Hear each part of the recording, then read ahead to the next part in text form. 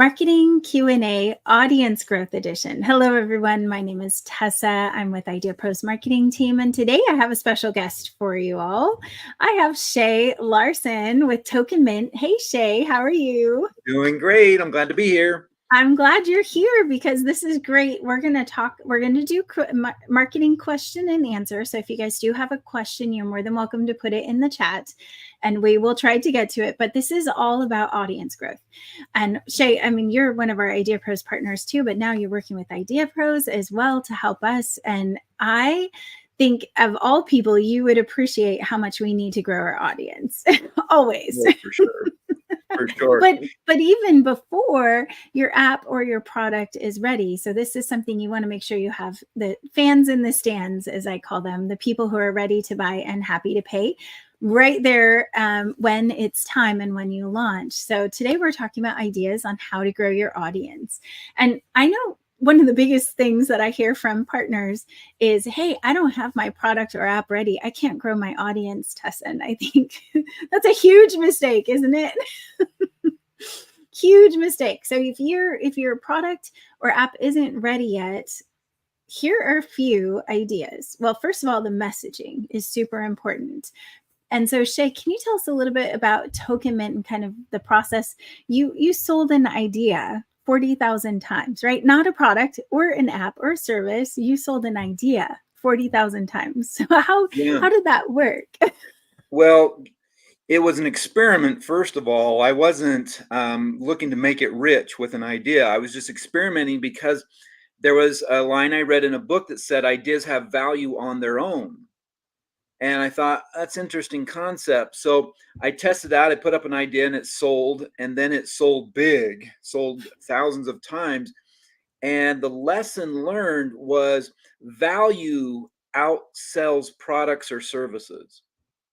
And when we focus on products and services and trying to sell those to people, what we're ending up doing is trying to convince people of things. And so messaging comes down to, who are you speaking to?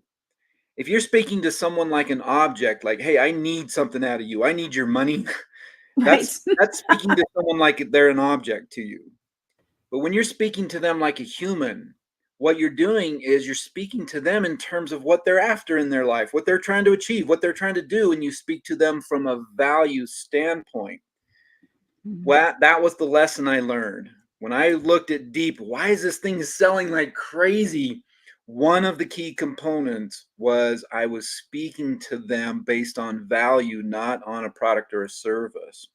Which is great because you can build your idea, whether if it's an idea for an app or a product, there is a core solution that's in it, right? That's going to help somebody and transform their life or the way they do business, or it's going to transform something, right?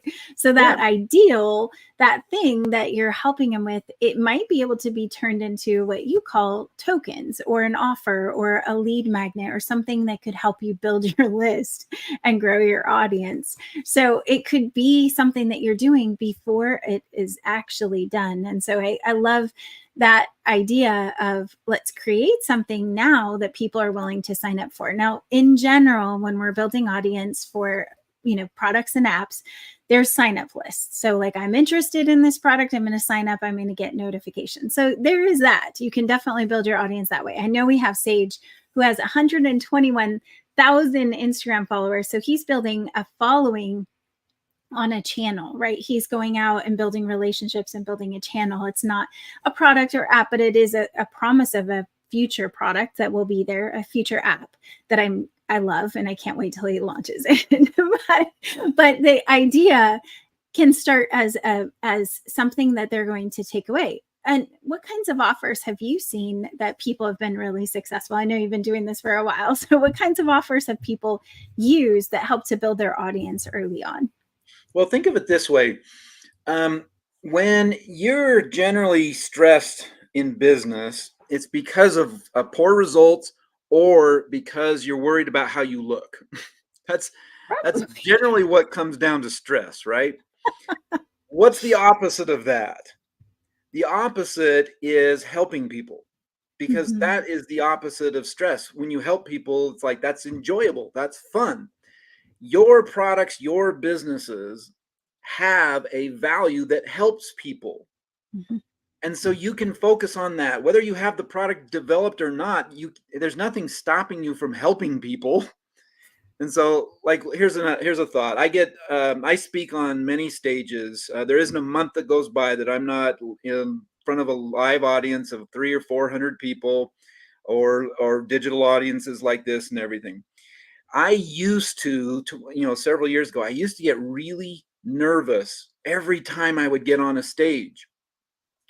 And I figured the core of that was because I was focused on how I look.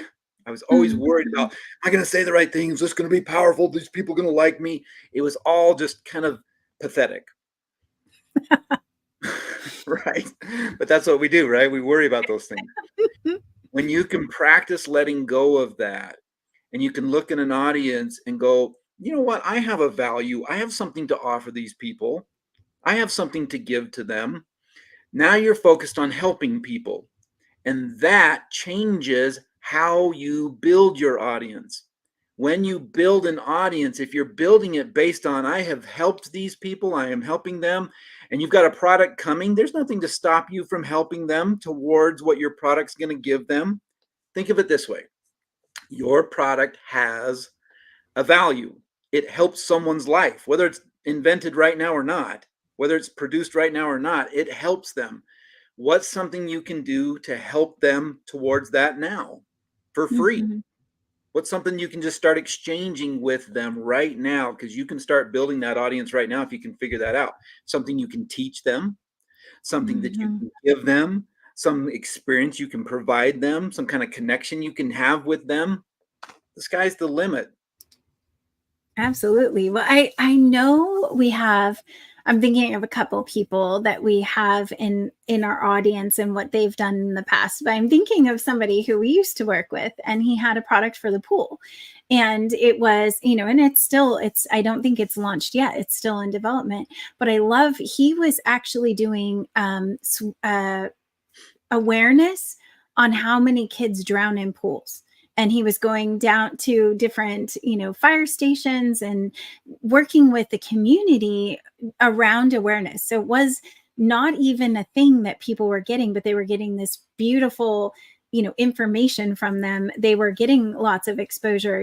That part of what they were bringing was an awareness, but also a solution. But the solution wasn't done yet. But it was, people were following because they want this solution. They want a solution to the problem of their children potentially landing in a pool and them not knowing, and the lives that could be, it was a very real concern. So it wasn't more like we're making people's lives better. Yes, we're saving lives in some cases. So I've seen it with the blanket that can put out fires too. They're kind of doing a fear tactic, but they were doing marketing way before to say, wouldn't you want this solution? So I mean, those were just two that I thought I can think of off the top of my head, but you've done lots. Or webinar, if there's information that you can share. I think the big thing, though, is to not hold back, because you said that magic to me. It's magic when people realize that it's not going to be perfect. It's never going to be perfect. Even when you launch a website, even when you launch your product, there's always going to be something that needs to be changed. So taking action and starting to build your audience, even though it's not done, and even though the website may not have all the pieces or act in a certain way, as long as you're not getting them stuck in a dead end, as long as it can gather the people for you, you should start doing it. Yeah. I mean, think of it this way. The far majority of people trying to build audiences out there, what's out there right now is build your list, build your list, build your list. Okay, how do you build that list? And if you just get down to tactics, you're going to miss this. Every system I'm aware of said that if you're selling a system, the system says, use our system, it'll make all the difference. Well, if you look at it, generally, the majority of people using that system aren't having success. Is it really the system? Or does it really come down to the core of what you're doing with people? Are you messing with them, or are you helping them?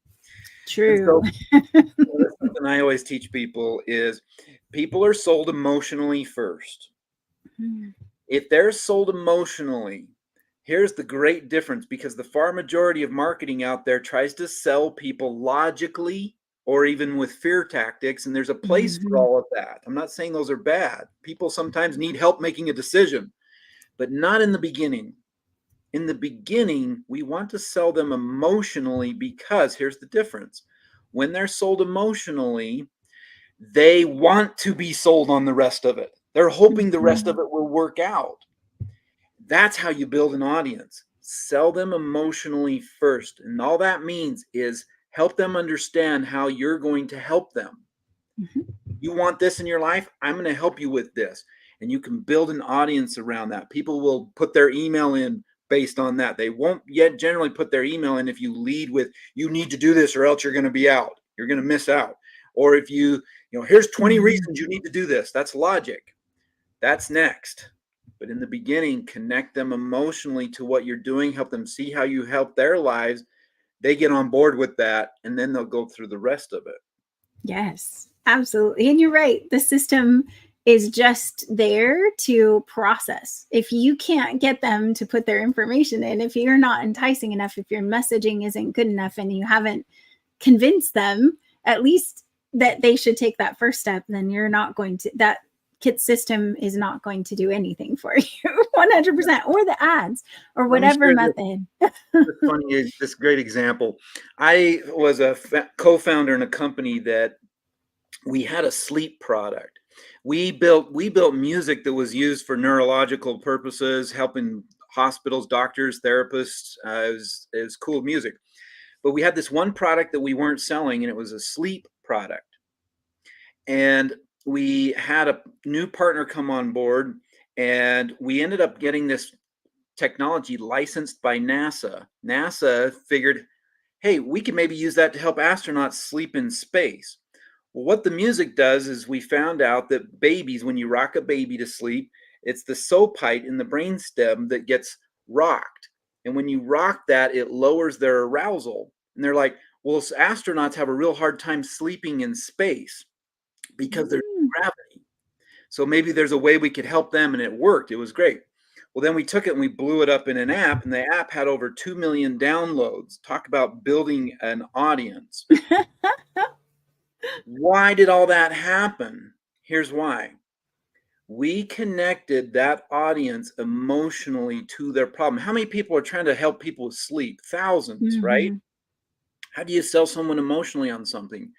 You give a good hook. What was our hook? See how NASA used this technology to help astronauts fall asleep. That was a hook, right? And then we told a story. Let me tell you the story.